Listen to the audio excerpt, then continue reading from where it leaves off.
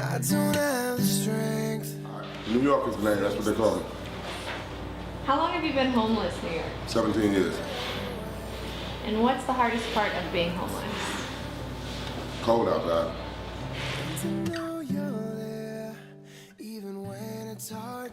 How do you think people view you? Drug addict.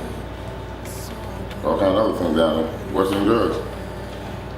Like what? Mental patients. People that take all that some real psychological medication. Believe me, I ain't got a bad face, yeah. What's the worst thing that has happened to you? Got shot. Twice. Can you tell us a bit more about that? Do you feel safe at Skid Row? Physically, yes. Mentally, Yeah. it's not good. Not mentally. How do you think people that aren't homeless think of those who are homeless? We're nothing but dirty, we're nasty, we're filthy, we're... So people just come out here to just see what they see. Look closer. You know? What's the best thing that has happened to you this week? I got a new tip. What do you think of Project 54? Excellent. It helps people. Do brunches and events and stuff like that. That's what people come. When they think of Project 54, oh yeah, they can have a brunch, they can have a breakfast on the corner as well. And you down on Skid Row in the gutter with us too? Yeah, you good. What's the best thing Project 54 can do for you?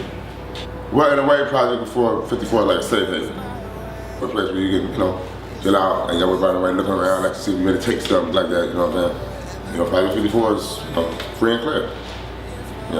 What has Project 54 done for you personally? Got to meet somebody who's cool, got to meet somebody to look out for you, once in the blue room. Other people look like this, you look, you all right, you cool? I got a blanket for you, that kind of. Come see you at the next event, and I ain't gonna have no suit on this time. So.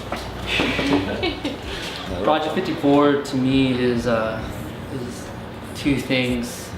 It started out as a belief, and we still believe that everyone should be able to have a Bible, no matter what the circumstances.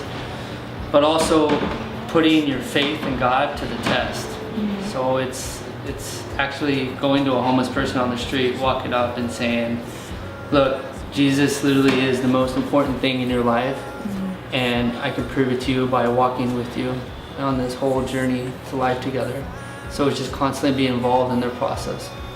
We have this belief that God left Skid Row, but that's not true. He's just always he's been here, and the need is here. It's just we have to meet God here in Skid Row. Food and all that, I really don't care about. I don't even care about. I care about toiletries, but I really don't. It's the friends we make in the process. It's amazing that you can walk across the street and everybody remembers you because you're the guy who prayed for them, or you're the guy who sat down and you just talked about life with them, or you just talked about how their day was. The most humbling things happen, like our last one, we had a homeless person gave us only $5 that he had on him, and he tied to us. And we had a Bible study one time when someone said, my greatest fear is I'm invisible to the world. There's 4,000 to 6,000 people that live in Skid Row on the streets, and 10,000 to 12,000 people come visit Skid Row a week. So from anywhere to 6,000 to 12,000 people feel invisible in the world and nobody recognizes them. If you come down here within the first minute, you're gonna realize that they need you here. And if anything, just try to make one friend,